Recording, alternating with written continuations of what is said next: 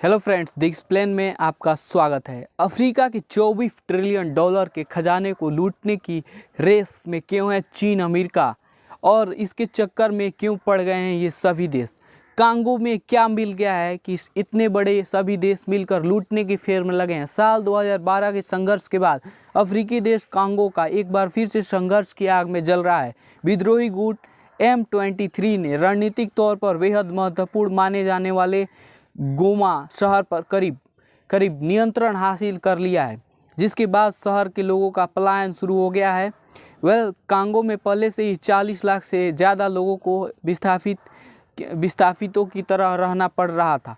अफ्रीकी देश गरीब बेदहाल भले ही हो, लेकिन उनकी मजबूरी का फ़ायदा उठाने की रेस में हर एक सुपर पावर्स हैं।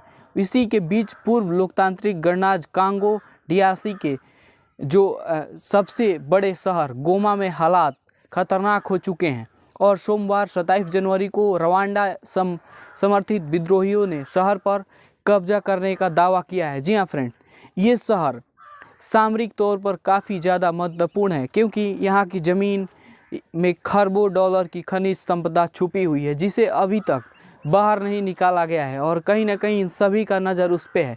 एक्सपर्ट का कहना है कि M23 के लड़ाकों ने शहर को अपने कंट्रोल में ले लिया है। इस शहर में करीब 20 लाख लोग रहते हैं और कब्जे का मतलब ये है कि पहले से ही अशांत इस अफ्रीकी देश में संघर्ष का और भी तेज होना माना जा रहा है और भी तेज होगा हालात।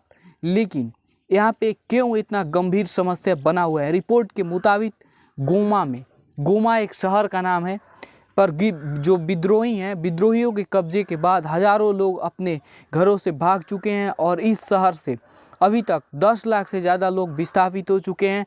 वहीं अस्पतालों में भीड़ हद से ज़्यादा बढ़ गई है और संघर्ष की वजह से हर दिन सैकड़ों लोग जो घायल हो रहे हैं, पलायन कर रहे हैं, घटनास्थल से भाग रहे हैं। रिपोर्ट्स के मुताबिक हज़ारों नागरिक जो गोलीबारी में फंस गए, उसकी चपेट में आने से हज़ारों लोगों की जानें गई है। और गोमा पर कब्जा करने वाला विद्रोही समूह M23 कौन है? M23 मुख्य तौर पर जातीय तुलसी लोगों का एक ग्रुप है जो पूर्वी कांगो में वर्चस्व जमाने की कोशिश कर रहे हैं और इससे लाखों लोगों की है जो जाने अभी तक कांगो में चली गई है। देखा जाए यह संघर्ष कब रुकता है। दोस्तों, ये जो कब्जा किया है इसका नाम है M23। मुख्य तौर पर जातीय हिंसा करने वाली ये छोटे छोटे कबीले के लोग हैं और जो सालों से संघर्ष की आग में झुलस रहा है। तो जो यहाँ की जो ये M23 हैं, ये कांगो की सेना में शामिल नहीं किया गया है और उन्हें साल 2012 में देश की सरकार को उखाड़ फेंकने की कोशिश है उसको भी करते देखा गया था, लेकिन इसको पूरी तरीके से नाकाम कर दिया गया था।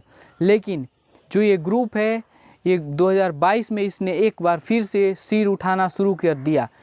आपको बता दें कि पूर्वी कांगो साल 1996 से 2003 के बीच इस संघर्ष के केंद्र में था, जिसे इतिहास की किताबों में अफ्रीका का विश्व युद्ध कहा गया है।